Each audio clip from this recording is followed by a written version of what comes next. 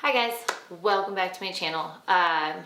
So as promised, I kind of wanted to do more of a lifestyle channel. So I want to do fitness stuff, I want to do mommy stuff, but the big thing that I do want to try to include is Colorado stuff. We live in Colorado, we live in Colorado Springs, and we literally have hundreds and hundreds of things to do as far as trails, hikes, 14ers, you name it, we can do it. So basically what I'm gonna do is just kind of recap a week in the life, which is gonna be crazy. And this week has been especially crazy, not necessarily in a bad way, but just everything. I don't think I've stopped moving since probably last weekend. I think I sat and kind of hung out, but since then we've pretty much been on the move. So there'll be plenty of pictures included, and we'll kind of give you guys a little bit of just little glimpses, which obviously pictures never do it justice, but we will do the best we can. My husband's definitely got an eye for some of the most incredible views that we've seen, so we'll include some of those pictures just so you guys can kind of get even the littlest bit of seeing what we saw.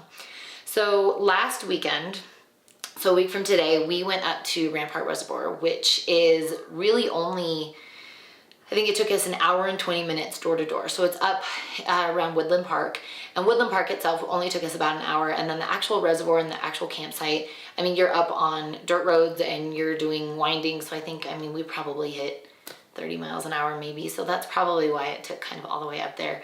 But we did my parents got this really cool camping site, and part of the reason I definitely think we will go back is the campsites were really kind of, I'm trying to think of how to explain it. They were almost kind of sectioned off on their own. So you drove in and it was almost a cul-de-sac of campsites, which for me was really cool, especially with the kiddos, because there's bathrooms, but there's campsites as you're driving down the road. You know, there's one off to the left and one off to the right. And there's obviously ones, I mean, people had huge, like fifth wheel camper, I mean, the whole kit and caboodle, and then there are people in tents. So, I mean, there's a little bit of everything, but there's probably only 10 sites in this whole thing. So you don't feel like you're at such a big campground where you're gonna have people walking through your campsite, or there's gonna be dogs on the loose. I mean, it was definitely a small campsite feel, but obviously not, because the reservoir itself is ginormous. When we pulled in, she was saying, the park ranger that we checked in with said that if you walked all the way around the reservoir, it's 12 miles. So we obviously did not do that with 3 kids, but you could, and I'm sure that you could get some of the craziest things. The biggest thing I think that I was surprised with, and maybe other people who have been in and around Colorado probably wouldn't be surprised, but this was definitely my first, is that she said you are not allowed in the water. Period, end of story, absolutely not. She said you can't even put your toe in the water, and that is her direct quote, because it is the drinking supply for Colorado Springs.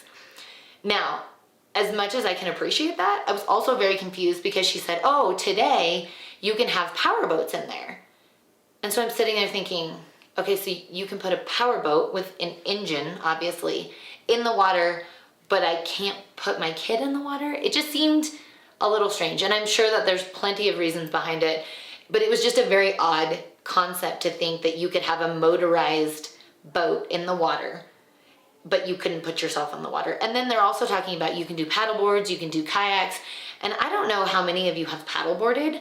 I've paddleboarded in the ocean, and I've also paddleboarded in a lake, and I don't think there was a time I didn't get wet. I mean, even if you're a fantastic paddleboarder, I feel like there's definitely times where you turn wrong or you paddle wrong or something happens and your butt ends up completely drenched. So I'm not sure the rules on that, but that's okay. The big thing with Rampart Range is it is 9,300 feet above sea level, which doesn't seem like that much, especially since here in Colorado Springs, we are at 6,200 and some change. Denver is known for 5,280, which is a mile above sea level. My work is 7,300, so it didn't seem like that much. But let me tell you, the trail from our campsite down to the reservoir was incredibly steep and almost washed out to where if you actually walked on the trail where the dirt was, I mean, you were slipping and sliding. You looked like Bambi on ice. So, I mean, we were off to the sides, we were off in the grass. We were just trying to get some sort of traction. And of course I had Axel, who was being his independent baby self and who wanted to walk down. And I think after 4 or 5 falls, he finally let me pick him up. But I mean, going down, it's an incredible thing to think of, that it didn't seem that hard. It wasn't a long trail, but you got down to the reservoir and everybody was huffing and puffing, and you know, you're sitting there like, oh, it's fine, I can breathe, it's fine. No, you can't breathe. So it didn't seem like that much, but it's a huge increase, especially if you are coming from sea level. If you do not live here, I could definitely see how that elevation gain is going to kick your butt just like that. So we get all the way down to the reservoir and the kids are fishing. And I say fishing in quotations because that's what it was. They had these really cute little fishing poles. One, Zoe's, was frozen and had a little bobber on it. And we had all the fishing stuff, except none of us know how to fish and we've never been fishing. So that was an entertaining thing. And I thought that it was just gonna be super easy. So I grabbed Zoe's fishing pole because she was done after like, I don't think 8 minutes is what we timed her at. And she was done. So I grabbed Zoe's little fishing pole and I was like, I got this, I can cast. I cannot.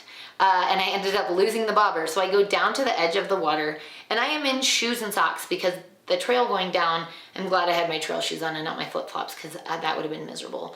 So I'm standing on the edge and I have the fishing pole and I'm literally trying to get the bobber to come back. And everything is fine until all of a sudden my right leg is literally halfway up to my calf in the mud. And I'm completely sunk. I mean, it was like quicksand. All of a sudden I dropped. Now granted, in my defense, I did have the bobber and I kept the bobber the entire time. So I'm holding a frozen fishing pole in the sand and a bobber and I am laughing hysterically to the point where I can't really breathe. My mom is watching me from the shoreline where she has Axel and she is laughing hysterically. She can't breathe. She's telling Sean, hurry, hurry, take a picture. Not go save your wife, no. Not go help her out, no. Go take a picture because she looks ridiculous.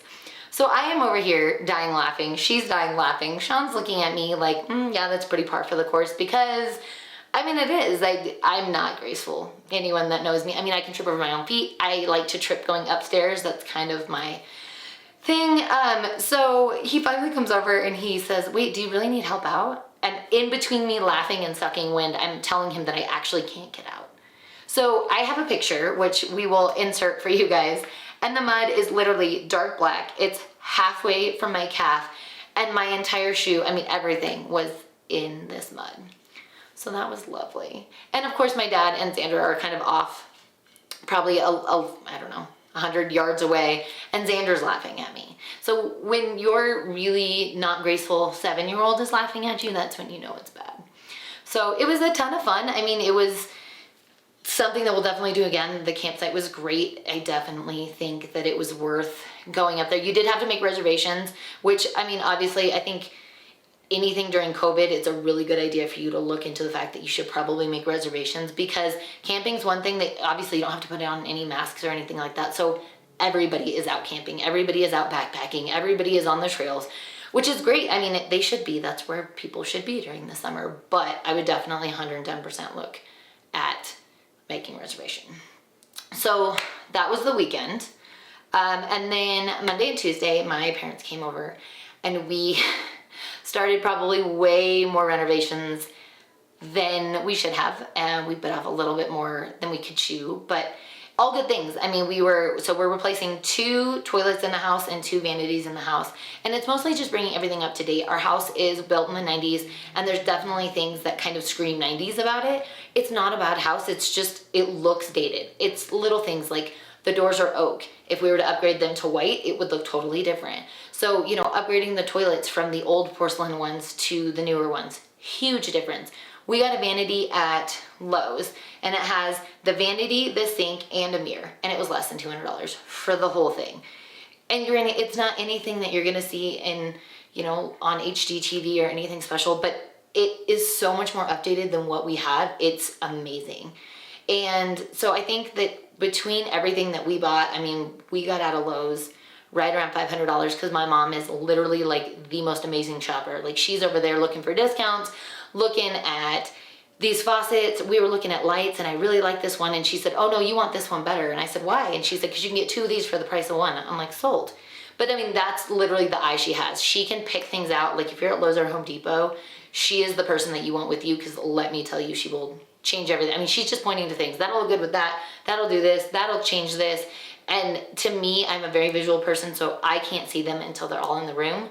And she's the total opposite. She can totally see it in her head, and it all looks amazing by the time we get home. So I've just learned to trust her. I mean, if she says, this is what you need to buy, this is how it's gonna look, we put it in the cart and roll with it. So then, let's see, I worked Wednesday night, Thursday, and Friday. I'm not really sure what I was thinking, because I worked until 11 on Wednesday night and then got back up and did work on Thursday. So I'm not 100% sure what was happening with that. But, a quick turnaround, but ultimately not a bad thing. I usually work at the beginning of the week, so working at the end of the week was weird. It just kind of felt off. If my normal crew at work wasn't there, it was a totally different set of people, which are all very nice, but it's weird when you've worked the same Sunday, Monday, Tuesday for, a year and a half, and then all of a sudden now you're on Thursday, Friday. It's just kind of odd, but all good things. And we worked our butt off. We've been super busy at work, so I don't feel like my days lagged by any means. So it was all good things. And then today we went to the Cheyenne Mountain Zoo, which was a ton of fun. It's always fun. I think that anybody who comes to Colorado should definitely check it out. It is literally a zoo built into the side of a mountain, and the enclosures are built into the rocks and into the side of the mountain. And we will show you some pictures as I talk through this video, but it's one of the coolest zoos. I will say it's not for the faint of heart, because it's all kind of uphill. All the exhibits as you're walking are kind of a zigzag. There's a ton of stairs. There are some elevators, but definitely you kind of need to evaluate that. So, and if you're pushing a stroller, be prepared to push that stroller. We did see a lot of people with wagons today. I'm not personally brave enough to bring the wagon, but you could. So, I think Cheyenne Mountain Zoo, so we did have to make a reservation. That was another thing. So for the zoo, there's not walk-ins. You have to go online. You have to make reservations. We are members, thanks to my mother-in-law. She got us members, so we do get first dibs compared to people who are just buying tickets. So we were able to make a reservation. We got there at 8:40 in the morning, and I will tell you that we left, I think, around 11, and it was hot.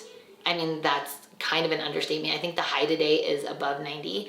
And so by the time it was 11 o'clock, it was time to go. It was even hot in the shade. So just not the thing you want to do.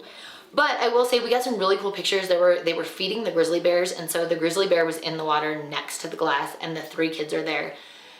So as you can see, I'll show you in the picture, bears are big. I get it. But when you put a bear in the water next to your 3 kids, what you're seeing, how just the scale of how incredibly huge a grizzly bear is insane. And, they have orangutans, they have gorillas, they have tigers. They do have a baby moose, which is very cool, because I think our moose just passed away at the beginning of the summer, and everybody was really sad because he was kind of like a zoo staple, because he was just a big giant moose, and every time you were there, he was always out and about. He was the one animal you were guaranteed to see. He was never hiding away. He was always out, always trying to chew on a tree or make some sort of trouble or whatever. So now they have a baby, and who is super adorable. So that was basically our week. It has been crazy. It has been busy. It has been kind of a little bit of everywhere, but that's a normal week for us. Is just we don't stop moving, we don't stop going, we don't have a ton of downtime. We just kind of roll with the punches, and this is what we do. So the kids started officially school last week, but I will say that come Monday, they are going back actually full-time. So they are hybrid, and they're in school Tuesdays and Thursdays, and they're doing e-learning on Mondays and Wednesdays. So Monday, I think school starts, I want to say at 8 or 8:45, something like that. They are all in their e-learning. So it should be a fun week, and we're just kind of learning as we go. So there you go.